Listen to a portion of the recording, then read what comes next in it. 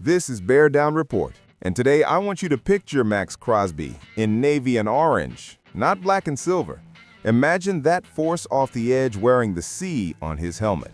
The trade talks are swirling, the stats are undeniable, and the question every Bears fan should be asking, can we make this happen? And should we? Buckle up, because this is the kind of fantasy that just might become reality. Let's start with the man himself. Maxx Crosby is no flash in the pan. He's been the backbone of the Raiders' defense since he entered the league. As of now, Crosby has played 95 games in his career, totaling 59.5 sacks, along with 366 total tackles, a stat line that commands respect.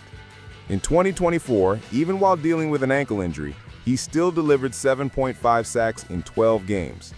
His contract history backs up what we already felt on tape. In March 2025, Crosby signed a 3-year, $106.5 million extension with $91.5 million guaranteed, making him, for the moment, the highest-paid non-quarterback in the league. That kind of financial commitment tells you the Raiders believe in his long-term value. But even with that extension in place, trade whispers are real. Reports suggest the Raiders are now fielding calls for Crosby, not because they need to trade him, but because a star of his caliber will always attract interest. If a contender puts together an offer that genuinely tests Las Vegas's will, this could get very interesting. Some analysts already believe Chicago should at least explore this possibility, even with the financial hurdles. So, how would Crosby fit in Chicago? Let me lay it out. Benefits, challenges, and the potential upside. First, edge pass rush is a critical need.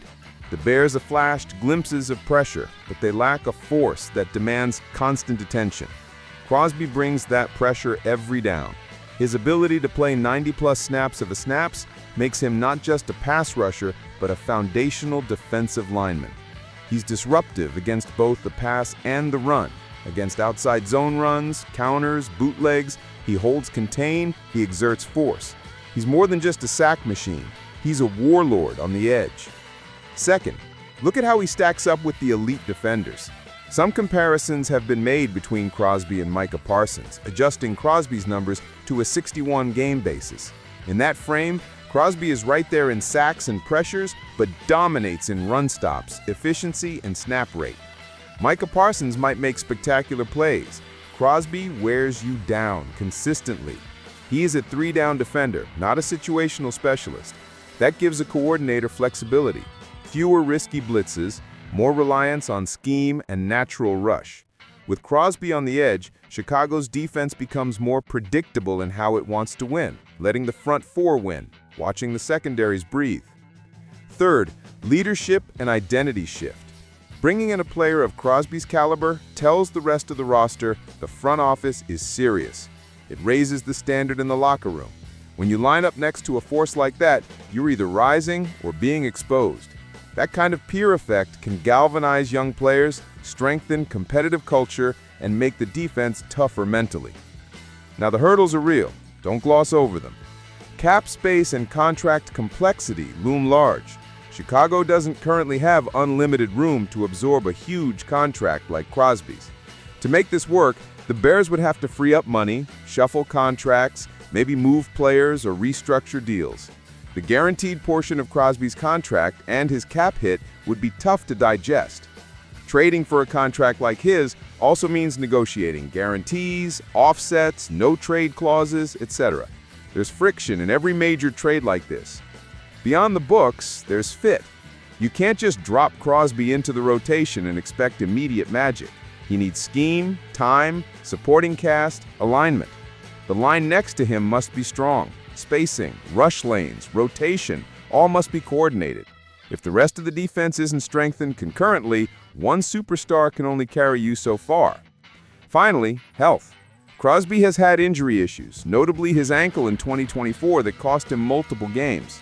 The Bears would need a plan to monitor snap counts early, perhaps phase him in carefully, and avoid burnout, especially in year one. Picture this. Crosby moves as your primary edge defender. He draws attention, frees up inside rushers. On third downs, teams must pick their poison, double him or risk him wrecking the play. In base defense, you let Crosby work. In sub packages, let him slide or stunt, find matchups. On rundowns, trust him to hold the edge and collapse outside runs. In red zone, that kind of disruption kills quarterback movement and forces errors. In turnovers and pressure rate, metrics the Bears have struggled with, Crosby could swing the needle. In 2025, if he just delivers 10 to 12 sacks, 20 tackles for loss, and 60-plus QB pressures, that's elite impact. You don't need a league lead. You need steady disruption, forcing quarterbacks into decision mistakes, shortening drives, making the rest of the defense better. If the Bears front office has the guts and foresight to explore this trade seriously, it would signal ambition. It's not just about one player, it's about trajectory. With Crosby in place, the Bears would go from hopeful to dangerous. Suddenly, defenses have to game plan around you. Offenses must account for you. The margin for error shrinks against your opponent. Yes, the risks are steep, but sometimes the biggest rewards require daring. If Chicago pulls this off cleanly, managing the cap, bringing supporting pieces, integrating Crosby smartly, it could be remembered as a turning point in our defensive rebirth. I believe the Bears should entertain it. I believe Crosby in a Bears uniform would be one of the most electrifying stories of this franchise, and I believe it could accelerate our climb back into real contention, making every Sunday bleaker for opposing QBs. All right, Bears fans, your turn. Do you want to see Chicago swing for Maxx Crosby? Is it fantasy or reality in your eyes? Drop your opinion down in the comments. If you enjoyed this deep dive, hit that like button, subscribe to Bear Down Report, and ring the bell. We're just getting started. Bear down, Chicago.